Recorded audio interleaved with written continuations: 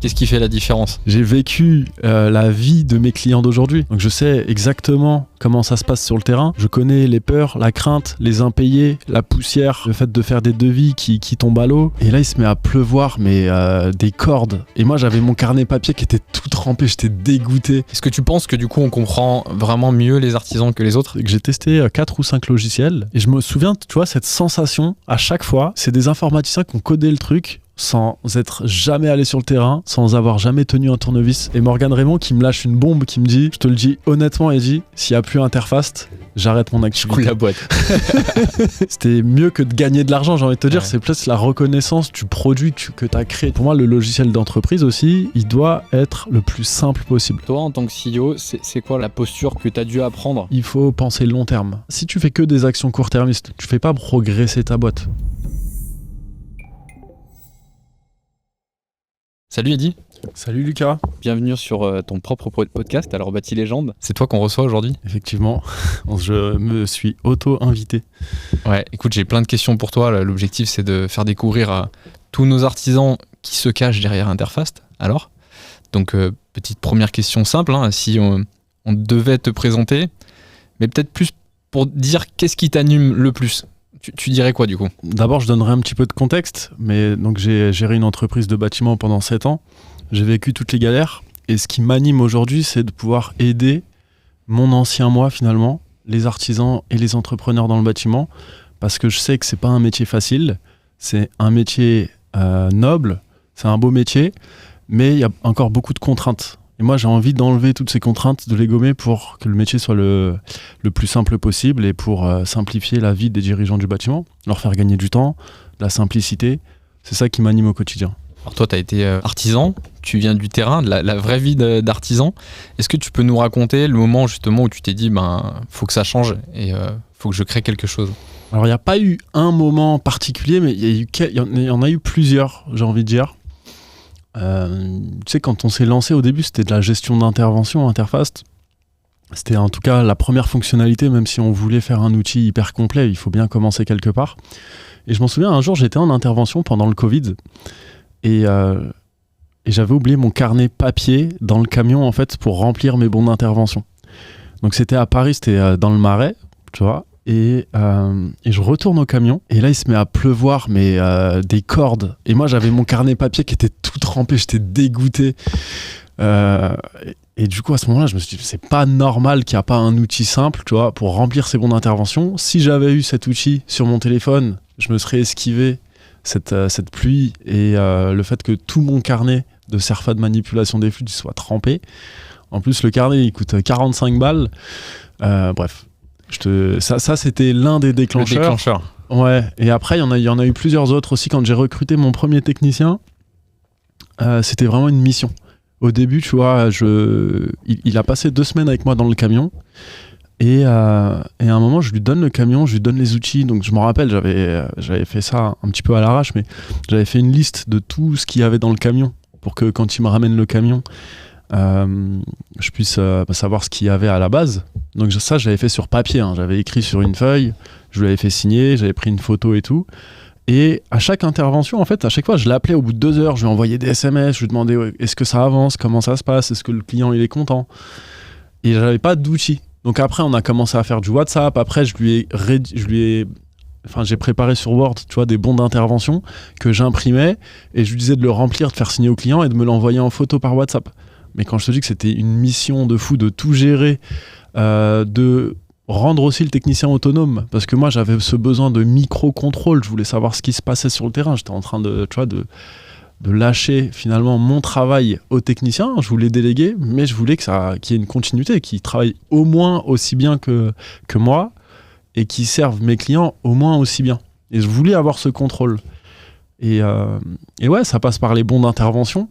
Du coup, c'était aussi le deuxième déclencheur. Tout le monde ne connaît pas ton parcours. Pour revenir rapidement dessus, comment t'es arrivé à devenir frigoriste ? Alors moi, je travaillais dans la restauration avant. Et un jour, j'ai un membre de ma famille. Ça faisait 10 ans qu'il était frigoriste et climaticien. Et on se rejoint devant le resto où je travaillais. Et il m'annonce qu'il ouvre sa boîte. Et je lui propose, je lui dis, écoute, si t'es chaud, je te rejoins. Et cette boîte, on l'a fait ensemble. Moi, je suis assez carré dans mon organisation. Je suis quelqu'un qui apprend vite et je suis prêt à redoubler d'efforts. Et puis, on s'est lancé comme ça. Donc, j'ai tout appris sur le tas. Je me suis auto-formé sur le côté. Donc, j'ai acheté toute la littérature qu'il pouvait y avoir et sur la gestion d'entreprise et sur donc tout ce qui a trait à la technique, donc la thermodynamique, le froid commercial et industriel, la plomberie, l'électricité, les automatisations. Et ouais, du coup, on a bien performé rapidement et ça l'a fait. Après, on s'est séparés, j'ai recréé ma boîte, mais voilà comment je me suis arrivé à devenir frigoriste. Et cette expérience qui t'a permis de créer, de trouver cette idée pour créer et lancer Interfast, qu'est-ce que tu retiens d'autre sur cette expérience ? Qu'est-ce qui t'a marqué dans cette expérience de frigoriste ? Alors, ce qu'il faut savoir, c'est que moi, je me suis passionné pour la technique et pour la gestion d'entreprise. C'était deux choses qui m'ont nourri pendant des années. J'ai trouvé ça incroyable, tu vois, de produire du froid synthétique. Donc c'était bon, il y a tout un tas de techniques, je ne vais pas rentrer dans le détail, mais du coup, moi, c'était le fait d'apprendre en fait en permanence. C'était quoi ta question ? C'était qu'est-ce qui t'a marqué sur le métier de frigoriste ? Parce que ça t'a donné l'idée d'Interfast, mais quand même, on est sur deux métiers différents. Aujourd'hui, tu fais plus du tout le même métier. Tu connais ceux qui font ce métier, on les adresse avec Interfast. Mais qu'est-ce qui t'a marqué dans ces années ? En fait, c'est le paradoxe. Le métier de frigoriste, c'est un paradoxe c'est un métier qui est hyper challengeant d'un point de vue, ça prend beaucoup de temps, c'est difficile, c'est physiquement éprouvant. Tu vois, une installation ou un dépannage, ça prend du temps, ça demande beaucoup d'expertise. Donc c'est à la fois éreintant autant que passionnant. Tu vois, c'est ça qui m'a vraiment marqué avec ce métier. Et c'est là aujourd'hui, tu vois, toute ma mission, c'est de gommer toute cette partie éreintante, en tout cas à mon niveau, avec ce que je peux faire aujourd'hui avec un logiciel, d'enlever toute cette partie fatigante de paperasse, etc. Parce que on pourrait s'en abstenir, ça ferait pas de mal. Alors il y a le constat que tu as trouvé et le problème que tu avais détecté, mais de là à franchir le pas et devenir chef d'une entreprise, d'un logiciel, comment ça s'est fait ? À quel moment vraiment tu t'es dit, bon en fait, faut que j'arrête ce métier de frigoriste et je vais créer mon logiciel ? Alors le déclencheur, le premier, c'était le Covid. Pendant le Covid, j'ai eu une grosse perte de mon activité parce que moi, la plupart de mes clients, c'était des restaurateurs. Et donc, eux, les restaurateurs, ils ont eu 18 mois de fermeture administrative. Donc déjà, à ce moment-là, j'avais des factures qui étaient en cours. Eux, les restaurateurs, quand ils ont fermé boutique, parce que c'était imposé, ils ont arrêté de payer leurs fournisseurs. Donc j'avais des gros trous dans la trésorerie. Et il y a eu un deuxième déclencheur, c'est que j'ai ma mère qui a une maladie grave. Et à ce moment-là, je suis retourné m'occuper d'elle, parce qu'elle était paralysée. Et du coup, ces doubles déclencheurs m'ont donné envie de changer de business, sachant que j'avais mis toute mon équipe au chômage technique. J'avais l'idée de créer un logiciel à côté de ma boîte. Et finalement, en fait, je me suis mis à 100% dessus. Donc j'ai fait une formation de développeur, etc. Et je me suis lancé dans cette voie à 100%. À 100%. Qu'est-ce qui a changé aujourd'hui ? C'est quoi la différence entre gérer une entreprise de frigoriste et gérer un logiciel ? Aujourd'hui, j'ai une chance énorme, c'est de pouvoir travailler à 100% en télétravail. On travaille un petit peu au bureau, mais ça reste pas fréquent. Mais finalement, ça me prend tout autant de temps de gérer une entreprise de logiciel que de froid. Après, ça dépend toujours de l'intensité qu'on a envie de mettre dans sa boîte. Moi, je pense être quelqu'un d'assez intense et je prends beaucoup de plaisir aussi à travailler. Donc, c'est pas trop dérangeant. Mais voilà, ce qui a changé, c'est que je suis plus sur le terrain. Et ça, c'est vrai que c'est pas facile quand on gère une entreprise de bâtiment. Tu vois, on doit aller chez le fournisseur très tôt, éviter les bouchons, aller sur les chantiers, gérer les devis, les factures, etc. On est toujours en train de jongler. Mais aujourd'hui, je suis encore en train de jongler entre les différents services d'Interfast. Donc, je suis assez à l'aise, moi, dans mon métier. Donc, c'est deux métiers différents, mais en termes de temps et d'intensité, je pense qu'on est équivalents. Donc tu te formes, tu lances le logiciel et évidemment tu commences par une cible que tu connais bien, c'était le métier que tu adressais, avec différentes fonctionnalités spécifiquement pour le CVC. C'est d'ailleurs une cible particulière aujourd'hui pour Interfast. Qu'est-ce qui a nourri ce choix et comment ça s'est traduit dès les débuts finalement ? Naturellement, tu vois, on va cibler les personnes qu'on connaît. Comme quand j'étais frigoriste, ma cible c'était les restaurateurs, puisque déjà j'en connaissais pas mal. J'ai fait exactement la même stratégie avec Interfast. J'ai visé les climaticiens au début et les frigoristes. Donc au début, c'était de la gestion d'intervention. Moi, j'avais découvert qu'il y avait un manque à ce niveau-là dans le marché français. Il y avait des logiciels comme Praxedo, qui est un très bon logiciel, mais un peu plus adapté pour les grosses boîtes, et d'autres logiciels, par exemple comme Organilog ou autres, qui n'étaient pas parfaitement adaptés ou pas si simples que ça d'utilisation. Tu peux préciser juste en quoi exactement, parce que là du coup on est vraiment sur le logiciel, mais peut-être on va avoir des clients qui vont nous écouter ou des gens qui sont sur ces logiciels. C'est quoi qui t'a marqué en fait? Qu'est-ce qui fait la différence? Le manque de simplicité, tu vois, tu crées une intervention, tu vois, le technicien il va remplir son rapport, tu reçois la notification comme quoi il a terminé son rapport, tu sais ce qui s'est passé, tu peux facturer ton client plus facilement, tu as un historique si tu retournes chez le client, quand tu envoies ta facture, tu vas envoyer avec le bon d'intervention, donc tu vas te faire payer plus facilement. Toutes ces choses-là, tu vois, il y avait des solutions, mais franchement c'était bancal. Par contre aujourd'hui, il y a pléthore de logiciels. Qu'est-ce qui fait qu'un logiciel spécifiquement pour les CVC va être différent des autres? Pourquoi le métier finalement plus derrière? C'est ça ma question.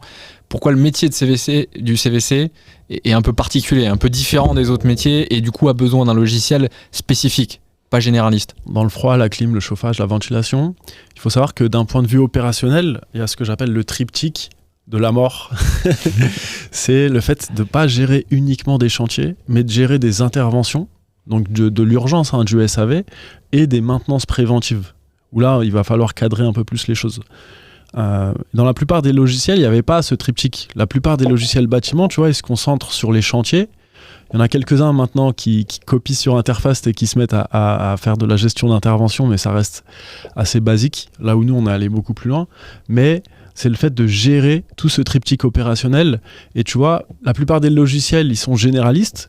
Ils s'adressent au monde du bâtiment, là où nous, on a envie de donner une approche métier au logiciel. Un plombier, il a des besoins différents d'un maçon, tu vois. Et pareil, le climaticien, il a des besoins différents d'un couvreur. Donc nous, on a envie d'adresser les métiers et les spécificités de chaque métier. Donc par exemple, pour les climaticiens, ils vont pouvoir suivre les bouteilles de fluides, les flux, les serfas de manipulation des fluides. Ils auront déjà des rapports spécifiques pour la clim, etc. etc. Et là, c'est cette connaissance, cette expérience que tu avais qui a fait la différence, tu penses? Clairement.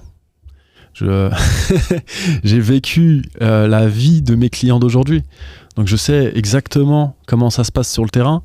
Je connais les peurs, la crainte, les impayés, la poussière, le fait de faire des devis qui tombent à l'eau, les clients qui disent oui mais j'attends la validation de ma femme, j'en sais rien, mais tu vois, je parle le même langage que mes clients aujourd'hui, on se comprend et je pense que c'est pour ça qu'aujourd'hui, tu vois, Interfast ça fonctionne, c'est parce que les clients ils comprennent que qu'on se bagarre pour eux en fait. On a vraiment cette mission de les aider. Parce que j'ai vécu toutes les galères qu'ils peuvent vivre aujourd'hui. Et ça se ressent quand tu développes une fonctionnalité. L'approche produit, évidemment, est un peu différente, ou en tout cas, tu comprends bien le besoin et le problème qu'il y a derrière. Effectivement, ouais. Est-ce que tu penses que du coup, on comprend vraiment mieux les artisans que les autres? Est-ce que, question un peu prétentieuse, mais au moins la cible qu'on adresse très bien, j'entends par là les plombiers, les chauffagistes, les climaticiens, même les électriciens, les poseurs de photovoltaïque, tout ce qui tourne autour aussi des énergies. Qu'est-ce qui fait notre différence concrète finalement? Ouais, clairement, c'est mon expérience terrain qui fait qu'on a le petit degré de simplicité et de fonctionnalité supplémentaire qui va être adapté à leur métier et adapté à leurs besoins. Et puis après, encore une fois, c'est pour moi ma plus grosse frustration, tu vois, quand j'avais ma boîte, c'est que j'ai testé 4 ou 5 logiciels et je me souviens, tu vois, cette sensation, à chaque fois, je me disais, c'est des informaticiens qui ont codé le truc sans être jamais allés sur le terrain, sans avoir jamais tenu un tournevis, sans jamais avoir posé n'importe quoi, même du parquet ou même mis un coup de peinture. Ils savent pas ce que c'est que le terrain. Ouais. Et on n'a pas le même langage en fait. Ah, ça se ressent même dans les mots parfois dans le logiciel, dans comment il est. Ouais, carrément. Donc c'est pour ça la simplicité du logiciel. Pour moi aujourd'hui, tu vois, on est habitué à utiliser des logiciels comme comme Gmail, comme Spotify ou YouTube, des logiciels très simples et très qui servent à tout le monde. Pour moi, le logiciel d'entreprise aussi, il doit être le plus simple possible. Et pourquoi ? Parce que tu vois, aujourd'hui, on adresse des entreprises qui vont de l'auto-entrepreneur tout seul jusqu'à la TPE la TPE PME jusqu'à 70 personnes. Le gars qui se lance et qui a jamais géré une entreprise, c'est un ancien technicien qui vient de lancer sa boîte. Lui, il a besoin que le logiciel soit vraiment très simple. Il y a le langage, mais il y a aussi la connaissance des process qu'il y a derrière. Tu parlais des interventions et tu as commencé par là. Si tu sais pas que justement le client il appelle, tu dois planifier d'abord, ensuite tu passes chez le client, tu fais ton diagnostic, ensuite du coup tu fais ton devis, tu planifies peut-être une autre intervention ou un devis à créer. Si tu connais pas tout ce workflow, tu peux pas adresser correctement sa cible. Avant je pensais ça. Aujourd'hui, je pense que si tu as la tête bien faite et que tu es vraiment curieux et que tu as envie d'aider tes clients, c'est possible de poser des questions et de découvrir les problématiques, les process et autres. Après, c'est sûr que c'est comme le petit supplément d'âme de l'avoir déjà vécu et de connaître tous les aléas qui peuvent s'intercaler dans ces process, les frictions, et de comment est-ce qu'on peut les résoudre. Alors, tu es en contact quotidien encore avec les utilisateurs. Comment tu gardes cet ADN aussi terrain pour la retranscrire dans le produit au quotidien ? Alors, au début, c'était, on va dire, simple parce que tu venais de quitter ce métier-là pour créer le logiciel. Maintenant, comment tu gardes cet ADN et comment tu fais en sorte de bien l'appliquer ? Alors, c'est pas évident parce que j'ai aujourd'hui beaucoup de choses à gérer. Tu vois, je gère pas mal de choses dans Interfast, mais j'essaye de rester le plus proche possible des clients et toujours d'aller chercher en fait leurs problématiques et leurs besoins. Et après, il n'y a jamais rien d'incompréhensible. Il faut juste des fois reformuler, bien comprendre, et après j'essaye d'aller voir des clients. Tu vois, aujourd'hui il y a le podcast aussi Batch Legend où je fais aussi des interviews, tu vois, des clients pour faire des témoignages clients d'Interfast, et ça me permet d'aller à la rencontre des entrepreneurs et des entreprises, de voir comment ça se passe. Tu vois, je te donne un exemple aussi. J'ai été invité l'année dernière à la journée un peu annuelle des employés chez Le Froid Francilien. Et donc, le patron, Kamel Ferra, il m'a invité au restaurant. Donc, il y avait une table ronde et ils étaient 40 personnes, tu vois, autour de cette table. Donc, on a mangé. J'ai discuté avec pas mal des techniciens, des secrétaires et des chargés d'affaires. Et à la fin du repas, donc il y avait un tour de table, tout le monde devait dire ses problématiques, comment améliorer la boîte et tout ça. Et moi, j'avais pris plein de notes. Une mine d'or pour toi. Une mine d'or. Et tu vois, c'est ce genre d'expérience qui fait que je reste très connecté au terrain. Ouais, t'as encore beaucoup d'interactions. Je crois que d'ailleurs, parmi nos influenceurs et clients, des Laurent Bell, des Romain Finet qui continuent à te contacter quand même. Et même au-delà de ça, aujourd'hui, c'est pas très difficile d'avoir mon numéro et de me contacter. Je reste très accessible. C'est un peu plus difficile et tu vois, je redirige souvent parce que sinon, je vais travailler 24 heures sur 24. Mais je reste quand même très accessible et je reste très connecté avec les clients. Et pour moi, c'est super important. Raconter l'anecdote chez Kamel Ferra. T'as une autre interaction là récemment qui t'a marqué où justement ça s'est retranscrit derrière dans le produit qui provient du terrain? Non, il y a un truc qui m'a marqué récemment. Moi, j'étais en vacances dans le sud et tu vois, même en vacances, je suis parti manger avec 2 clients, Morgane Raymond et Michel Simon. Et donc on était dans la ville de Grasse et on mangeait. Et plutôt vers la fin du repas, on discutait et tout d'Interfast. Et Morgane Raymond qui me lâche une bombe, qui me dit je te le dis honnêtement, Eddy, s'il n'y a plus Interfast, j'arrête mon activité. Je coule la boîte. Et je te jure, pour moi, c'était c'était mieux que de gagner de l'argent, j'ai envie de te dire. Ouais. C'est plus la reconnaissance du produit que tu as créé, tu vois. Donc, il y a une vraie dépendance, d'ailleurs, même pour nous, envers certains logiciels, mais il y a une vraie dépendance qui se crée et tu peux plus faire sans, quoi. T'es accro au logiciel. C'est pas accro, c'est de la technologie. C'est comme, tu vois, si aujourd'hui je t'enlève ton téléphone, tu seras moins performant. Tu n'as pas de GPS, t'as pas de message, tu peux pas contacter. Alors que le téléphone, ça nous rend un peu en mode cyborg. Tu vois, on est connecté au monde entier. Tu as accès à la connaissance infinie. Tu vois, sur Wikipédia, ChatGPT. Si je t'enlève ton téléphone, t'es presque nu d'un point de vue technologique. C'est un peu la même chose pour une entreprise. Tu lui enlèves le logiciel, elle perd toutes les données de ses clients. Il faut bien comprendre que pour un dirigeant d'entreprise, Interfast, tu l'utilises quotidiennement. Tu as peut-être justement, si tu veux nous citer un peu pêle-mêle les exemples de features qui font qu'en fait, tu y es tous les jours sur ton logiciel. Carrément, déjà, tu gères la planification. Donc la planification, c'est quelque chose qui est dynamique, qui bouge tout le temps, il faut adapter.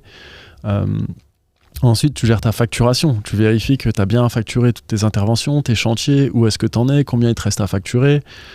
Petite phrase par rapport à un autre client que je salue qui s'appelle Valérie, Tu vois, je suis parti l'interviewer et pendant l'interview, il a lâché une bombe aussi. Il a dit « Avant, j'étais sur Instagram, maintenant, je suis sur Interfast. » C'est symptomatique. Ouais, tu vois, et c'est the place to be pour les entrepreneurs. C'est un peu ce que j'avais envie de construire, tu vois. Alors, je pense qu'on peut comprendre cette sensation que quand on gère une entreprise. Mais c'est un projet qui a un côté quand même personnel, tu vois, même si c'est professionnel, mais c'est une entreprise qu'on bâtit. Et là, ce qu'on veut, c'est proposer un peu la colonne vertébrale de l'entreprise. C'est là où tu vas tout réunir, toutes tes infos. Demain, si tu vends ta boîte, tu vas transmettre le logiciel. Bon, tu vas devoir signer quelques papiers, le cabis, mais la valeur de ton entreprise, ça va être le logiciel avec ton fichier client, tout l'historique, les devis, les factures, les interventions, les chantiers, les absences des collaborateurs. Tout. Je pense que c'est une partie importante pour un entrepreneur, bien choisir son logiciel. Alors, il y en a plein des logiciels, mais en tout cas, nous, on a vraiment à cœur de faire un logiciel qui réponde vraiment aux besoins des entrepreneurs. Spécifique par métier. Voilà. On n'a pas envie d'abuser sur les prix, on gagne bien notre vie, mais on a cette mission vraiment première, au-delà de gagner de l'argent, qui est d'aider les entrepreneurs du bâtiment. Alors, il y a ton expérience et du coup, il y a ton storytelling derrière qui est une force d'interface, mais tout ça, il faut que ça découle quand même dans l'équipe aussi. Donc, j'aimerais qu'on parle un peu de l'ADN de l'équipe Interface. Comment tu fais en sorte que cette culture du terrain, cette expérience que tu as, tes équipes le récupèrent pour en faire également une force et que ça aide au développement d'Interfast? Alors déjà aujourd'hui, on essaie d'avoir le management le plus plat possible chez Interfast. C'est-à-dire que chacun est autonome et a un pouvoir de liberté élevé.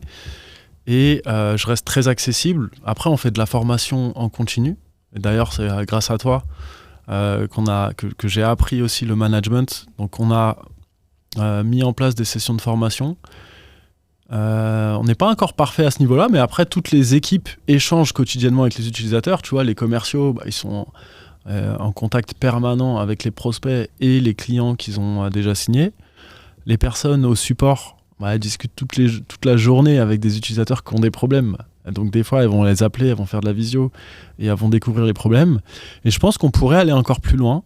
Tu vois, quand j'étais à Station F, eux, ils avaient initié quelque chose qu'on pourrait mettre en place chez Interfast. Ça s'appelle à Station F, ça s'appelait Join a Startup, mais c'était les employés de Station F pouvaient rejoindre pendant 3 jours une startup pour voir comment ça se passe, leurs problématiques, leur quotidien, etc. On pourrait imaginer la même chose pour les employés d'Interfast. Ça serait rejoindre une entreprise de bâtiment pendant 1 ou 2 jours et d'aller voir vraiment comment ça se passe sur le terrain, un chantier, monter sur un toit, sur une échelle, faire un devis avec un chargé d'affaires, passer la journée avec un dirigeant. Et là, tu vois, je me dis que ça pourrait être vraiment game changer pour les employés d'Interfast. Tout le monde ne se rend pas compte, mais c'est un vrai écosystème, le bâtiment. Si tu ne le comprends pas et que tu ne parles pas le même langage, c'est même dur de vendre. Former nos équipes commerciales, notamment, c'est un vrai enjeu à ce niveau-là. Ouais, c'est un enjeu. Après, je pense qu'il y a aussi alors, il y a plusieurs choses. Aujourd'hui, on a de la chance d'avoir un très bon logiciel qui se vend assez facilement. Mais quand tu es commercial, ou même quand tu fais partie du support, ou même dans le marketing, j'ai envie de te dire, ça va être ta curiosité de comprendre les problématiques de tes clients qui va faire que tu performes ou pas. Si tu deviens un expert du logiciel, si tu deviens un expert métier au contact des clients et tu as une volonté féroce d'aider tes prospects et tes clients parce qu'ils ont des problématiques et que toi tu as envie de les résoudre, de comprendre, de reformuler et tu vois, de trouver la solution, je pense que tu n'as pas trop de difficultés. Et c'est ça que je recherche chez un collaborateur, tu vois, c'est ce côté où au-delà de gagner son salaire, j'ai envie aussi d'aider mes clients. On va parler un peu du développement d'Interfast. Parce qu'en quelques années déjà tu as passé certaines étapes pour que les clients aussi comprennent bien ce qu'il y a derrière, parce que souvent on arrive maintenant, un nouveau client, il voit le logiciel, il est quand même très complet, tu peux faire beaucoup de choses, mais c'était pas le cas avant. Peut-être que tu as des jalons ou des milestones que tu pourrais nous évoquer qui ont fait vraiment basculer Interfast dans une autre dimension, dans le sens où aujourd'hui tu apportes beaucoup plus de valeur que c'était le cas il y a 2 ans par exemple. La première chose à savoir, c'est que la première version du logiciel, c'est moi qui l'ai codé avec 2 collègues de formation quand j'ai fait ma formation de développeur. Frigoriste qui a codé un site, quoi. Et on est technique chez les frigoristes. Et donc, le logiciel, d'un point de vue technique, il était très très faible. Donc, on pouvait juste remplir des serfas, tu vois, et sur son téléphone et retrouver le PDF. Et ça buguait grave. Ça, c'était là. Et ça, on est d'accord, c'est à quelle année? C'est juste qu'on comprenne bien. 2021, ça. Ouais, c'était hier, quoi. Ouais. Je lance ce produit. Donc, on le met sur les stores. Et là, on voit, en fait, il n'y a pas de clients. Donc, j'ai dû aller chercher des clients, tu vois, sur LinkedIn. Et là, je me suis aussi formé côté commercial. Et bon, après, donc, comme je te l'ai dit, il y a ma mère qui est tombée malade. Donc, j'ai eu plein de rebondissements personnels qui fait que j'ai pas lâché, mais c'était compliqué. Jusqu'à ce que je rentre à Station F et que je rencontre Christopher, mon associé, qui m'a été présenté par un ami. Et déjà, là, c'était le premier... je te passe des étapes, hein, bien sûr, parce qu'il y a eu d'autres personnes qui m'ont accompagné sur le produit entre-temps, mais ça a été vraiment une étape importante dans le fait de vendre Interfast. Et après, il y a eu une deuxième étape, c'est quand on a sorti en fait la fonctionnalité de devis facture. En fait, moi, j'avais cette vision très tôt qu'il fallait un logiciel tout en un. Personne n'a envie d'avoir, tu vois, 10 logiciels pour gérer son entreprise, avec des logiciels qui sont pas du tout interconnectés ou mal interconnectés. Tu crées un client sur ton logiciel de planning, il faut le créer sur ton devis facture. Tu crées un devis, tu vois pas que l'intervention elle est facturée. Enfin, tu vois, tout un tas de choses qui fait que un écosystème, un logiciel unique où tu vas pouvoir gérer toute ta boîte, C'était plus qu'une conviction, c'était vraiment une volonté. Ouais, mais tu vois, à partir du moment où on a eu le devis facture en plus de la gestion d'intervention, c'est là où les ventes ont commencé à décoller.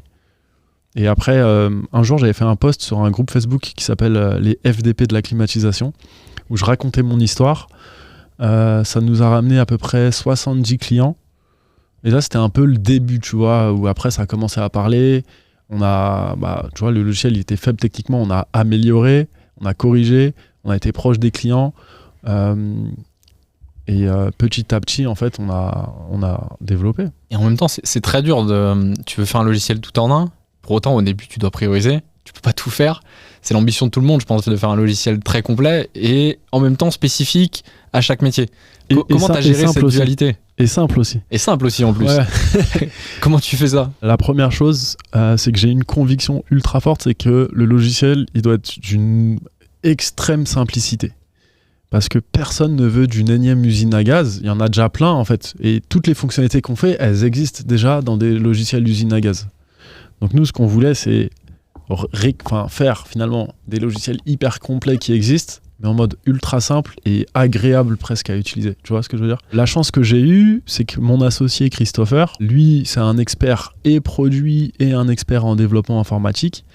Et du coup, il a ramené une philosophie au sein de la boîte qui est le Lean. Le Lean, c'est une philosophie, à la base, je crois que ça a été inventé par Toyota, tu vois, pour augmenter le rendement des usines, pour sortir plus de voitures en moins de temps. Et en fait, c'est pour éviter le gâchis. Et il m'a appris à prioriser. Et donc, à toujours aller chercher ce qui va apporter le plus de valeur en le moins de temps possible. Donc, des fois, plutôt que d'imaginer des choses, on va développer une petite partie de la fonctionnalité. On va la mettre entre les mains de nos utilisateurs. En attendant, on va se concentrer sur une autre fonctionnalité. On va obtenir des retours sur la première fonctionnalité et on va améliorer grâce au retour et à quelque chose de palpable. Alors que, imagine si on imaginait dans notre tête toute la profondeur d'une fonctionnalité, qu'on passait 6 mois dessus, qu'on la met entre les mains d'un utilisateur et que ça va pas du tout, on a perdu énormément de temps. Et c'est, je pense, aujourd'hui ce qui fait notre force. C'est quoi maintenant le système de priorisation alors? Tu priorises quoi quand une fonctionnalité ou quand tu regardes ton backlog, c'est l'argent, c'est le business, c'est le revenu, c'est la satisfaction client, c'est le CVC, les métiers spécifiques. Comment tu priorises ou tu dépriorises? Déjà, on n'a pas un système de notation genre hyper complexe pour tu vois, calculer la priorité d'une fonctionnalité. Mais la première chose qu'on se pose comme question, c'est est-ce que ça a de la valeur? Donc après, on va essayer de prioriser par rapport à la valeur que ça peut apporter à l'ensemble de nos utilisateurs. Et c'est ça l'avantage, c'est quand on va nous faire une remontée, il y a peut-être plein d'autres personnes qui ne l'ont pas faite, cette remontée, et plein d'autres personnes qui n'auraient même pas pensé à une nouvelle fonctionnalité, et on va leur apporter de la valeur. Après, l'autre chose aussi, c'est qu'on cherche à rendre le logiciel plus complet. Donc après, il y a beaucoup d'intuition et de feeling, d'écoute des clients, On regarde aussi ce qui se fait sur le marché, on regarde nos concurrents, on regarde ce qui se passe aux États-Unis, on regarde ce qui se passe en Inde, on regarde vraiment tout ce qui se passe dans notre monde, dans notre écosystème, pour prendre des décisions. Je pense aussi que ton expérience terrain joue beaucoup dans cette priorisation. C'est-à-dire que, alors en plus d'être CEO, tu es aussi notre CPO, c'est toi qui es responsable du produit et donc du backlog et de la priorisation des fonctionnalités. Quand tu reçois une demande, tu as aussi quand même justement cette expérience qui fait que tu connais le point de douleur chez l'artisan et quel impact ça a par rapport à toutes les autres fonctionnalités qu'on t'a demandé. Ouais, carrément. C'est vrai que c'est moi qui gère aujourd'hui la roadmap et qui décide, entre guillemets, des fonctionnalités qu'on va faire. Et mon expérience joue beaucoup dans le fait de prioriser parce que ça me permet, en ayant moi-même utilisé plusieurs logiciels avant, de savoir qu'est-ce qui est le plus important entre deux fonctionnalités. Et après, on est aussi des fois tenu par un agenda. Tu vois, on est aussi soumis à des restrictions administratives, par exemple sur la loi antifraude à la TVA, la facturation électronique, des choses qui sont en train d'arriver. Mais pour l'instant, on s'en sort bien. On essaye de découper au maximum et de livrer rapidement en fait, des fonctionnalités. C'est important que tu le rappelles parce que c'est vrai qu'on ne parle pas d'un sujet, d'un petit sujet, quand on parle de la gestion d'entreprise et encore plus sur ces métiers. Il y a un côté administratif qu'on ne connaît pas toujours. On sait qu'une entreprise doit déclarer sa TVA, on sait qu'une entreprise doit faire son bilan fin d'année et que tous ces logiciels aident. Mais on sait moins, par exemple, qu'un frigoriste ou un climaticien, il doit faire sa déclaration de bilan des fluides à la fin d'année. Bah, typiquement, ça, c'était une des premières fonctionnalités, mais on peut le faire. Et ouais, en fait, tu vois, quand j'ai lancé ma première entreprise, donc dans le froid et la climatisation, je me suis fasciné par la profondeur de ce que ça pouvait être que de gérer une entreprise. Il faut gérer le marketing, les ventes, la relation avec ses employés, la relation commerciale. Il faut faire sa comptabilité. Il faut être carré d'un point de vue administratif. Il faut gérer ses fluides, ses fournisseurs, son banquier. Tu vois, c'est hyper vaste et hyper profond. Les gens sur le terrain, ça aussi. Les gens sur le terrain, les urgences, les clients. Enfin voilà, en tant que dirigeant d'entreprise, je pense que c'est impossible de s'ennuyer. Et donc moi, j'ai adoré apprendre et découvrir tous ces sujets, tu vois, et creuser en profondeur. Et là, aujourd'hui, j'essaye en tout cas de retranscrire dans le logiciel tout ce que j'ai appris pour simplifier la vie, pour simplifier une embauche, et on pourrait demain imaginer même que le logiciel, grâce à l'IA, puisse donner des conseils, donner des alertes sur ce qui ne va pas. Mais en tout cas, c'est toujours aussi guidé par le kiff de pouvoir aider les clients, tu vois, à mieux gérer leur entreprise. Quel conseil tu donnes justement à un dirigeant qui a peur de tout ça? Parce qu'aujourd'hui, on va pas se mentir, moi je le dis souvent, gérer une entreprise du bâtiment, je pense que c'est plus dur que gérer parfois certaines startups. Il y a beaucoup de choses, tu es souvent seul, c'est un métier d'urgence, il y a beaucoup d'imprévus. Comment toi, par le passé et même maintenant, tu conseilles des clients pour se former? Alors évidemment, tu apprends sur le tas au fur et à mesure des problèmes, mais est-ce qu'il y a quand même des raccourcis? Est-ce que en tant que dirigeant d'une boîte TPE du bâtiment, pour passer à l'étape d'après, continuer ton développement, tu peux te former autrement que par le terrain et subir tous les problèmes? Alors moi, j'ai toujours été un gros lecteur parce que je suis pas allé à l'école, donc j'ai toujours acheté des livres, tu vois, qui m'ont permis de monter en compétence sur des sujets. D'ailleurs, on a déjà échangé plein de fois au sujet de plein de livres, notamment sur le livre Comment recruter les meilleurs d'Antoine Fraisse, si je dis pas de bêtises. C'est un sujet parmi tant d'autres, tu vois, recruter, ouais, mais ce avoir mec, des process il parle aux startups. Est-ce que ça marche pour le bâtiment? Ouais, ça marche pour le bâtiment, tu vois. J'ai appris toute la théorie, moi, dans des livres, en fait, sur le froid industriel.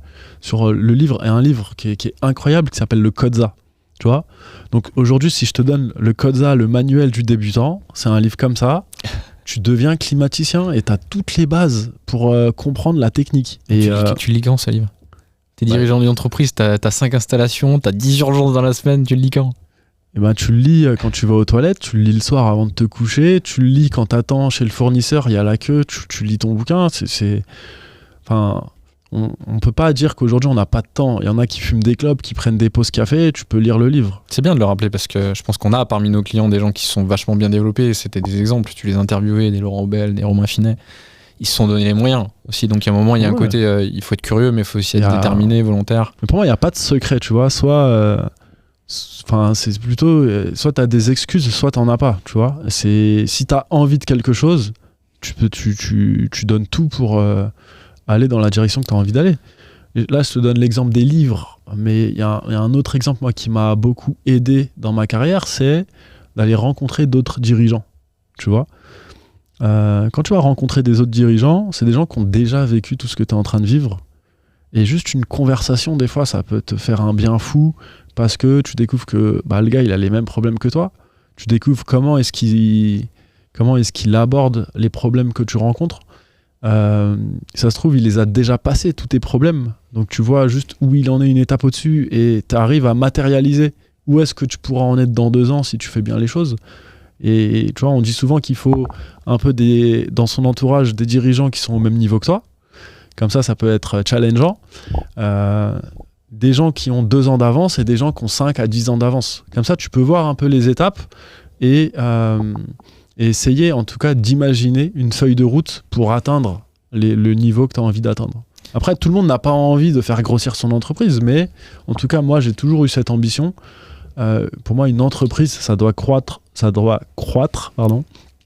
Et c'est vital en fait. C'est le seul mécanisme de survie pour une entreprise, c'est la croissance. Parfois, c'est pour des mauvaises raisons d'ailleurs. Il y a des gens véritablement qui ont créé leur entreprise du bâtiment pour être libres et ne pas avoir de patron et justement faire leur journée. Il y a aussi des gens qui ont une ambition, mais qui n'arrivent pas à la réaliser parce que justement, ils ont un plafond de verre.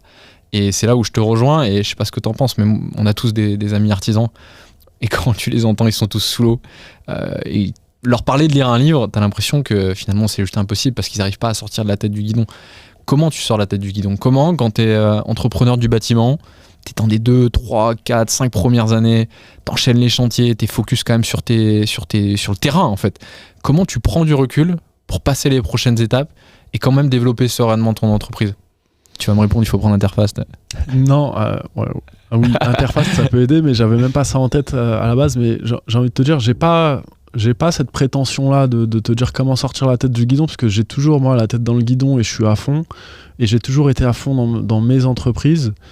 Et j'ai jamais sorti vraiment la tête du guidon.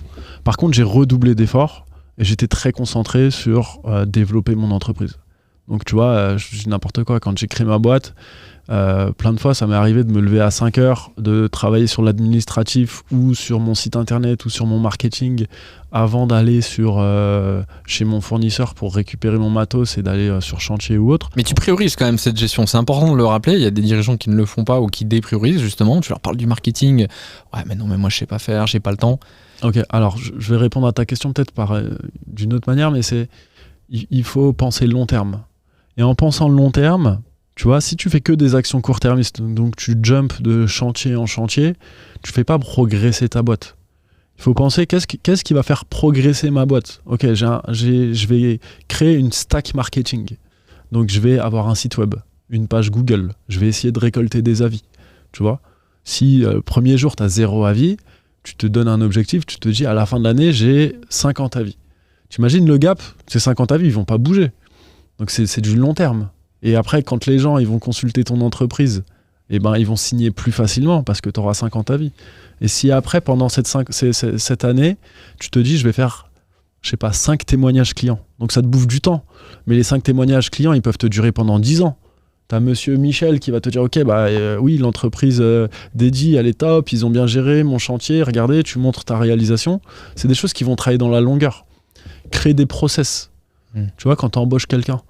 Donc soit tu peux embaucher, tu connais, au doigt mouillé, à l'arrache, et en fait t'as pas de process, et en fait t'embauches quelqu'un qui est pourri, etc. T'as pas de système d'évaluation ou autre, ou tu peux construire un process. C'est un exemple, un process de facturation. C'est des choses qui vont durer et qui vont être la structure de ta boîte en fait. Et puis tu parlais du marketing, c'est des choses qu'en plus tu peux déléguer. Tu peux, si t'as pas vraiment le temps justement, que t'es encore très impliqué, tu peux prendre un freelance qui va tourner pour toi. Ça se fait quoi, ça s'organise. Ouais, mais alors... C'est pour nous aujourd'hui, on est habitué à le faire, toi et moi Lucas, mais je pense que si je me remets dans la peau de Eddie il y a quelques années, c'était vraiment très compliqué. Après, j'ai toujours été un peu geek, donc tu vois, j'avais créé un site WordPress. Après, à l'époque, j'étais allé sur Fiverr ou Upwork pour trouver un freelance en Inde. Je traduisais en anglais parce que je comprenais rien. Et bref, j'avais fait ma petite bidouille et j'avais un site qui tenait la route. J'avais un peu la main dessus parce que c'était du WordPress, donc le mec je lui avais juste demandé de me faire des petits ajustements, des trucs qui m'allaient pas. J'avais trouvé sur Le Bon Coin à l'époque un caméraman Je lui dis, est-ce que tu peux venir tourner un témoignage client ou une journée sur chantier? Donc, tu vois, il y a des solutions. Après, encore une fois, il faut juste... Et en plus, avec l'IA, aujourd'hui, tu as moyen de trouver des idées, des structures, de te faciliter la vie. Tu demandes à ChatGPT, voilà, j'ai envie d'avoir 10 témoignages clients dans 2 mois, comment est-ce que je dois faire? Il va te découper les étapes, tu peux trouver des solutions, il me faut un monteur. Hop, comment est-ce que je trouve un monteur? T'as tout, Et toi, en tant que CEO, parce qu'on parle du coup du dirigeant, de nos clients, toi, en tant que CEO, c'est quoi la compétence, la posture que tu as dû apprendre le plus vite? Il y a eu un avant-après d'un point de vue commercial. C'est quand j'ai ressenti une confiance en moi, en fait.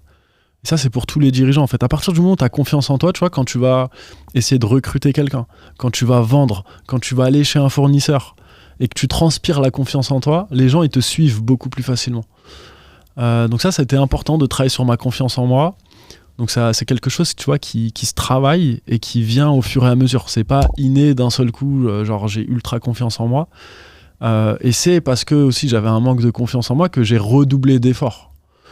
Donc la confiance en soi et je pense que c'est ce qu'il faut travailler le plus. C'est quelque chose que personne ne peut nous donner et qu'il faut chérir parce que c'est une matière non palpable, mais qui t'aide dans tous les domaines de ta vie, en fait. Ça va faire le lien avec ce qu'on évoquait avant, mais il y a un vrai gap aussi entre le moment où tu es tout seul, où tu gères beaucoup de choses. Alors, tu avais ton associé Christopher, mais du coup, tu gérais la vente, tu gérais le marketing, tu gérais la finance. Le support aussi. Le support. Et après, tu as des équipes, et tout de suite, donc tu dois commencer à déléguer. Qu'est-ce que tu as pu appliquer qui s'applique également pour un dirigeant du bâtiment dans le fait de justement déléguer, manager son équipe, qui sont des bons conseils à appliquer? Alors, qui sont tes conseils d'ailleurs. Le premier truc, pour moi, c'est de mettre de la formation en continu en fait pour les équipes. Ça, c'est super important qu'on continue d'apprendre et on va définir des process et former les équipes au process en continu. Après, je sais pas si toi, t'as d'autres... Non, ouais, je pense à un truc qui est souvent sous-estimé. Moi, je l'ai mis en place parce que j'adore le sport, j'adore les sports collectifs. J'adore cette énergie qu'on peut arriver à transmettre dans un groupe. Et donc, et ça, faut pas attendre, je pense, d'être 8, 10 pour créer une émulsion collective. À 2, à 3, ça marche.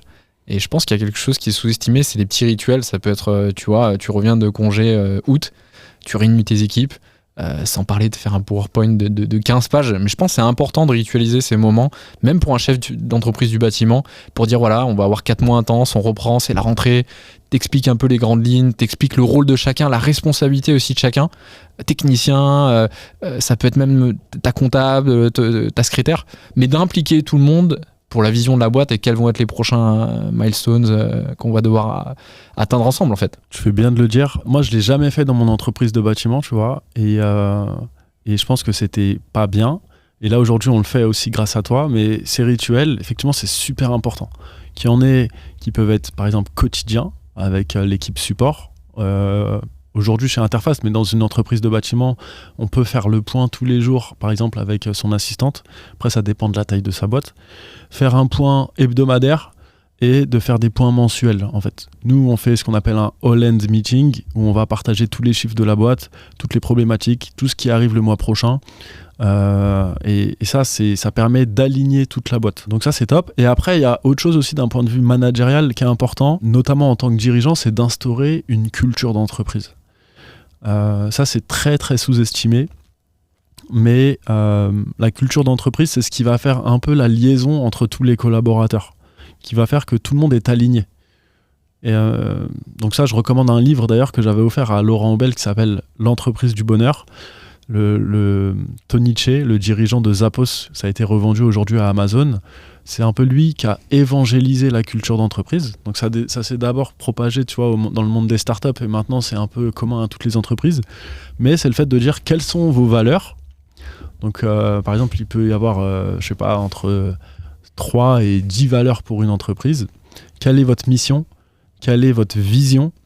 Et en fait, de définir et de mettre des mots dessus, ça permet de faire en sorte que, par exemple, quand on va recruter un collaborateur, on va voir s'il est aligné avec tout ce qu'on tout ce qu'on représente dans l'entreprise. On va poser des questions pour essayer de voir si c'est aligné avec ses valeurs. Exactement. Et ça va permettre d'avoir une équipe qui est alignée, en fait. Tu vois, si, imagine, je prends juste l'exemple avec ton associé.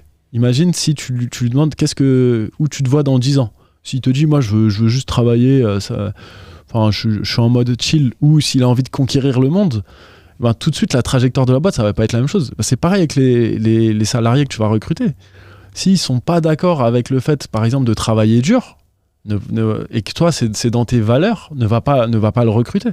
Et aligné ne veut pas dire des collaborateurs similaires, parce que souvent, ça peut être on peut entendre ça derrière, mais en fait, surtout dans une entreprise du bâtiment, tu vas avoir des gens d'origine différente, tu vas avoir des gens qui viennent de lieux très différents. En fait, c'est pas ça, être aligné, c'est pas être tous les mêmes et recruter des gens qui te ressemblent. Non, aligné, c'est encore une fois, il peut y avoir des personnalités très différentes et des valeurs communes, tu vois. Par exemple, tous les Français se reconnaissent dans liberté, égalité, fraternité, c'est les valeurs de la France. Pourtant, en France, c'est un pays où il y a un melting pot et il y a plein d'origines et plein de personnes différentes. Mais les Américains, par exemple, tu vois, il y a des Noirs américains ou des Amérindiens ou des Blancs, et ils se reconnaissent dans toutes les valeurs de liberté des États-Unis. Donc c'est un peu ce qui fédère le pays. Et ben là, c'est un peu la même chose au niveau de l'entreprise. Et pour peut-être évoquer concrètement, pour que ça parle aussi à un dirigeant d'une entreprise du bâtiment, tu peux être tenté de te dire mais moi j'ai pas de culture, ou comment je fais, par où je dois commencer, mais tu as déjà une culture. C'est important de le dire, c'est déjà regarde ta boîte. Vous êtes 3 à 4 techniciens, regarde ta boîte et regarde tous les comportements et les habitudes que vous avez, qui sont propres à ton entreprise. Peut-être que vous faites vous démarrez vos journées devant les camions en tapant une pause clope et vous rigolez. Ça fait partie de la culture de la boîte. C'est juste ça déjà, c'est une partie de ta culture.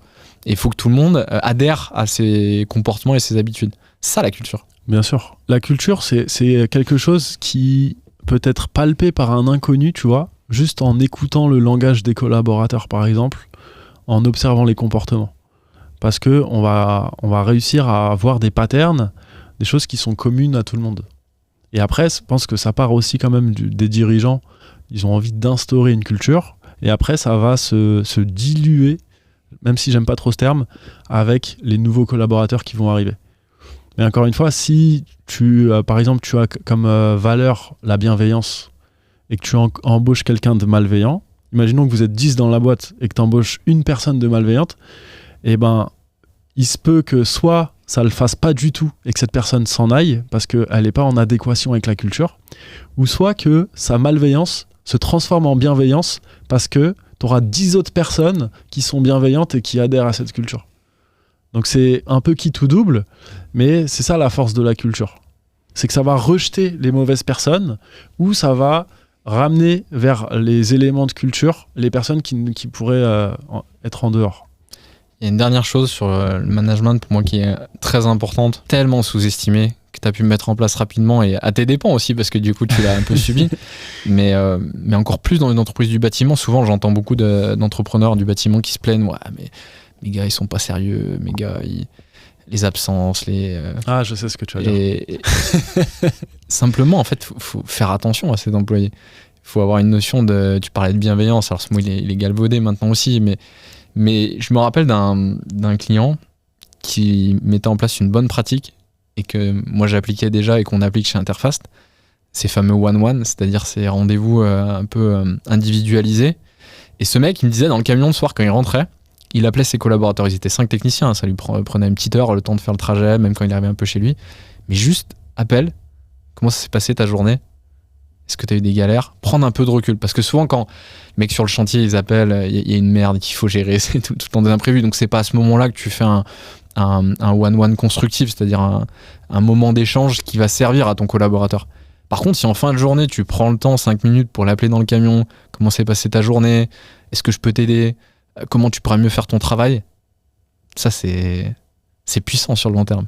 Le management, il faut prendre du temps pour ses collaborateurs et il n'y a pas de secret. Tu vois, dans les grosses boîtes, les managers, ils ne font que ça, que gérer une équipe. Donc, ils passent du temps toute la journée à vérifier que leur équipe a toutes les ressources pour performer. Et pour savoir s'il y a des points de friction, s'il y a un individu qui va pas bien dans ton équipe, etc., il faut prendre du temps. Et ça, c'est des choses que tu peux déceler souvent qu'en one-one, en fait. Donc, c'est important. Moi, ça dépend des collaborateurs. Tu vois, chez Interfast, par exemple, entre nous, Lucas, on se fait un one-one par semaine. Avec certains collaborateurs, on fait des weekly en équipe ou des one-one toutes les 2 semaines. Ça dépend. Mais effectivement, c'est super important. Et après, encore une fois, moi, j'ai cette sensation que, tu vois, on est une équipe, et cette vision, en tout cas, de l'équipe. Donc, chaque individualité dans l'équipe est importante. S'il y a quelqu'un qui va pas bien, c'est un peu le problème de tout le monde pour moi. Donc, ça, c'est important. Et alors, je me suis trompé tout à l'heure, tu vois, mais tu disais un truc qui est important en management aussi. Parce que là, on parle que de quand ça va. Quand ça va pas aussi, tu vois, tu disais par exemple, mon technicien, il est nul. Comment est-ce que je fais quand mon technicien, il est nul ou ça va pas, etc. C'est pas du tout assez précis. Et ça, c'est quelque chose que tu m'as appris. Dans le management, il faut être factuel. Ok, ça veut dire quoi? Il est nul, en fait. Il a eu 3 retours sur ses interventions sur 10, 5 retours sur 10. Là, on cherche du factuel et du mesuré. Parce que si on mesure pas, c'est difficile déjà de comparer. Et c'est difficile de donner un retour. En fait, c'est que des... Constructif, ouais, c'est que des sensations. Ouais, j'ai l'impression que t'es pas motivé. Non. Hier, avec le client, je t'ai vu, t'étais sur ton téléphone alors que tu devais parler au client. C'est un exemple, mais c'est du factuel. Et ça, c'est super important. Et tu vois, tout à l'heure, je parlais de Morgan Raymond, avec qui j'ai déjeuné pendant l'été, qui me disait... il a mis en place une réunion quotidienne avec ses équipes et ça a transformé son entreprise. Donc Morgan Raymond, je vais l'avoir en podcast. Il m'a accordé l'honneur de l'inviter dans le podcast Bâti Légende. Il en parlera. Mais le fait, tu vois, de faire une réunion hebdomadaire ou journalière avec ses équipes aussi, c'est super important. Absolument, il va falloir discuter management avec lui alors. Ouais, carrément. Mais c'est pendant ce déj où il m'a dit plein de trucs et je me suis dit, ok, il faut qu'il vienne sur le podcast. D'autant plus qu'il a une entreprise un peu sous une forme juridique un peu spéciale, tu sais, c'est une SCOP. Ok, ouais. Donc c'est une coopérative. On en reparlera pendant le podcast, mais il y a plein de choses intéressantes. Ouais. Il y a une phrase et un principe qui résume tout ça que j'adore, moi, de Simon Sinek, c'est un peu le gourou du leadership. Il dit, c'est valable très tôt dans une entreprise, il dit que quand tu as des employés, tu n'es plus responsable du job. Tu es responsable des gens qui sont responsables du job. Et il faut pas se tromper sur cet intermédiaire qui est très important. Ça veut pas dire que s'il y a une merde sur un chantier demain, finalement, c'est toi qui es responsable. Et derrière l'entreprise, c'est toi qui représente l'entreprise. Mais toi, le focus que tu dois avoir, finalement, c'est sur tes gens, c'est sur tes employés qui, eux, vont délivrer le job. Et si eux, finalement, deviennent ta priorité, ils vont bien s'occuper du client et donc ils vont bien faire le job. Moi, ça m'avait marqué pour ensuite changer un petit peu le focus entre je suis tout seul, je démarre, et par contre, après, j'ai des gens qui font le job. Je pense que c'est, tu vois, l'une des étapes les plus cruciales dans une entreprise, c'est de passer de toi tout seul ou de tes associés aux 2-3 premiers employés. Même le premier, tu vois, c'est super dur ce passage. Et effectivement, en fait, si tu embauches quelqu'un, c'est pas pour faire le job à sa place. C'est pour que cette personne fasse un job. Sinon, tu ne l'embauches pas. Et effectivement, il faut se concentrer sur la personne. Donc, il y a plein d'éléments. Le fait de passer du temps avec cette personne chaque mois, chaque semaine, chaque jour, pour t'assurer qu'elle fait bien son job et l'accompagner si elle le fait pas bien. Le fait, tu vois, d'avoir on travaille dessus là beaucoup en ce moment sur Interfast, d'avoir un process d'onboarding. C'est-à-dire, c'est tout plein d'étapes d'accueil d'un nouvel employé. Et ça, c'est au moins 50% de la réussite d'une embauche. Donc il y a la qualité de tes recherches, le candidat, est-ce que tu lui as bien posé des questions, tu as évalué sa technique, etc. Le candidat arrive dans ton entreprise, comment est-ce que tu l'accueilles? Comment est-ce que tu le formes à faire son travail? Donc le processus d'onboarding, ça c'est super important.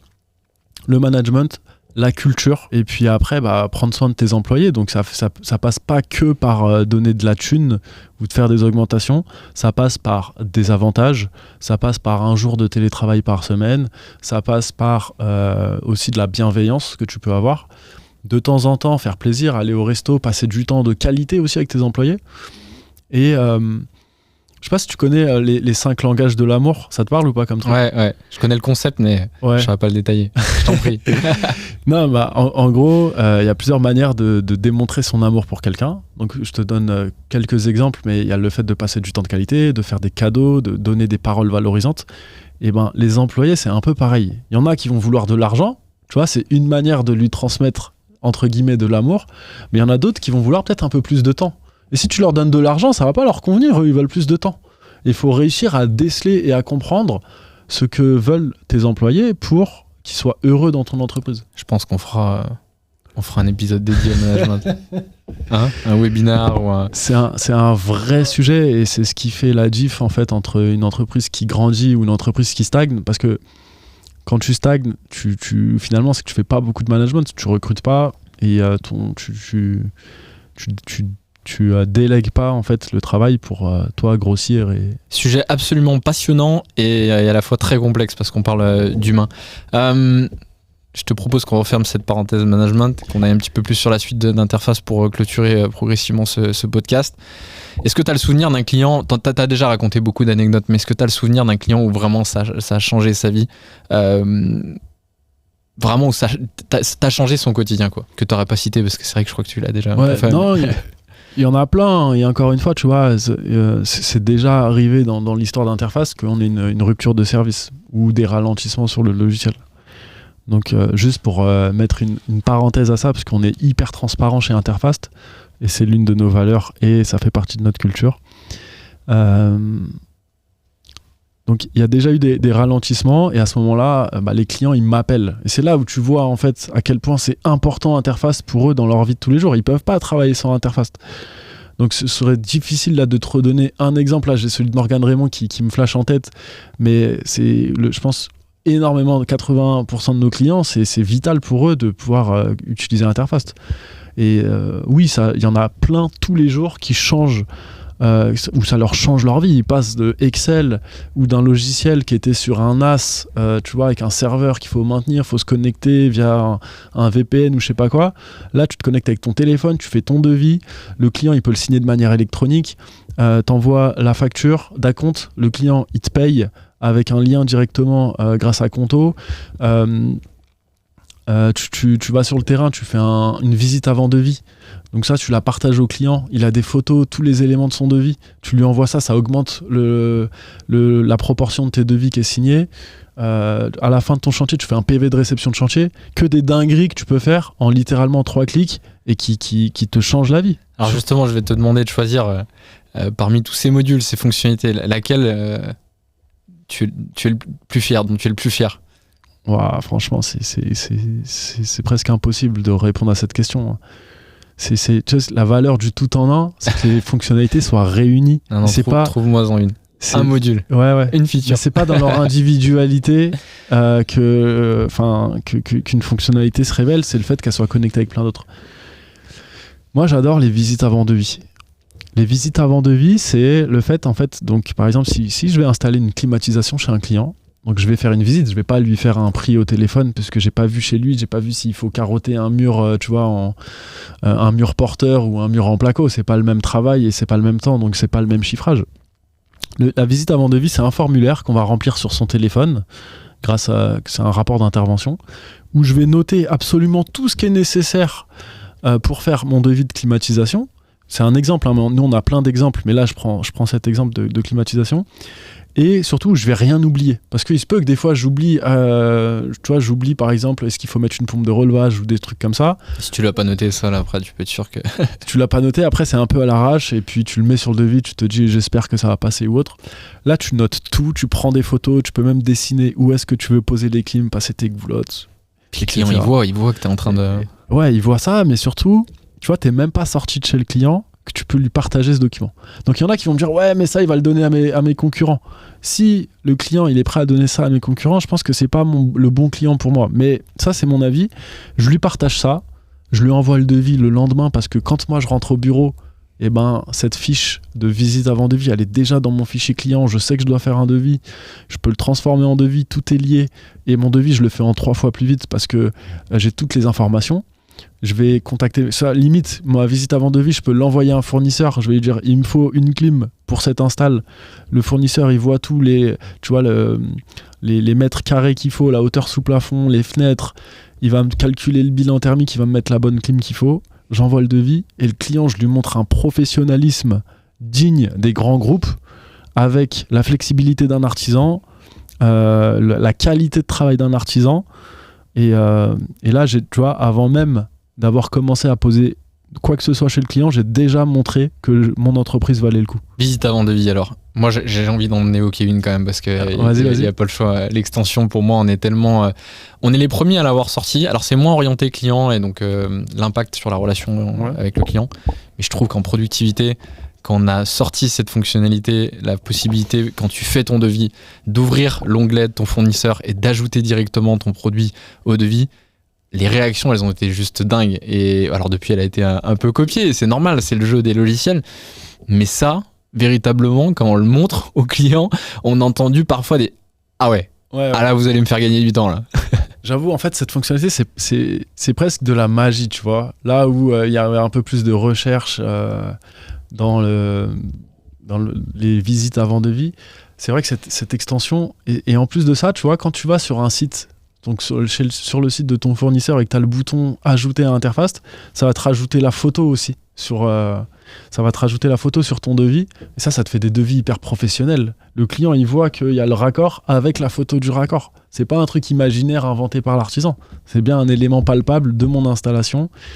Et ça c'est vrai que ça fait plaisir. Bon, on va clôturer progressivement. J'ai pas envie de te poser la question dans 5 ans, interface. Pas comme ça, parce qu'on parle au client, je pense. Et le client, il a envie de savoir, ça va être quoi la suite pour lui ? C'est quoi la suite du logiciel interface là, pour les prochaines années ? Comment tu vas l'aider encore à développer sereinement son entreprise ? La suite, c'est déjà qu'il puisse être serein sur la partie réglementaire. Donc, on va respecter toutes les normes officielles concernant les logiciels. Donc, la facturation électronique, la loi anti-fraude à la TVA. Et on va... continuer dans ce sens-là, on l'est déjà et on suit la réglementation de près. On va rajouter des fonctionnalités qui vont lui changer sa vie, hein, j'ai envie de te dire. Là, tu vois, donc, au moment où on parle, on est en train de faire un partenariat avec Conto. Donc les clients, ils pourront mettre un lien de paiement sur leur facture et le client final pourra payer directement avec sa carte bleue. C'est un exemple parmi tant d'autres. Mais donc on continue à creuser en profondeur. Et après, moi, je vois bien donc à moyen terme, mais une belle brique IA dans le logiciel où tu vois, l'artisan pourra communiquer avec son logiciel comme on communique avec ChatGPT pour savoir est-ce qu'il y a des points d'alerte, qu'est-ce que je dois faire, donne-moi un plan d'attaque pour, etc., etc. On a commencé avec toi, on va finir avec toi. C'est quoi ton rêve, toi, un peu fou, que t'oses pas dire, sans parler d'interface, s'il te plaît, justement. Là, on sort un peu du cadre. Mais c'est quoi tes ambitions derrière cette boîte, derrière ce logiciel et ton rêve à toi ? Personnel, tu veux dire ? Ouais. Alors moi, mon rêve personnel depuis toujours, ça a été c'est de faire le tour du monde. Donc c'est un rêve que je poursuis. Et aujourd'hui, avec la liberté géographique que me procure Interface, c'est quelque chose qui est possible. Pour l'instant, je suis très très concentré, mais c'est quelque chose que j'ai envie de réaliser. T'aimerais ajouter quelque chose pour finir à nos clients ? À nos clients, ne changez rien, franchement, vous êtes au top. Et vos retours sont incroyables et ça nous donne énormément de force. Et le dernier truc, c'est que voilà, on travaille tous les jours, on se lève tous les matins vraiment pour vous simplifier la vie et c'est ça notre mission en fait. C'est ça qui nous... Et à ceux qui ne sont pas clients alors ? Et à ceux qui ne sont pas clients, venez essayer, tester, j'ai envie de dire. Et surtout, ne restez pas dans une situation qui est inconfortable parce que vous ne voulez pas prendre de décision en fait. Testez les logiciels, prenez du temps. Vous allez voir que c'est pas une dépense de temps, c'est un investissement. Parce que certes, tout de suite, je vais peut-être devoir passer 3 jours, tu vois, à chercher un futur logiciel. Et j'espère que ça sera Interface. Mais le temps que vous allez gagner derrière ces 3 jours à chercher, à faire le tour de tous les logiciels et à comprendre les besoins, ce qui vous manque aujourd'hui dans votre logiciel, vous allez le récupérer fois 1000 dans le temps. Merci Eddy. C'était trop cool de t'avoir de ce côté du micro. Et ben non, c'est moi qui te remercie Lucas et merci pour ton accompagnement de tous les jours chez Interface. On va continuer et on te retrouve sur les prochains épisodes du côté de l'intervieweur cette fois. À bientôt Eddy. Merci Lucas.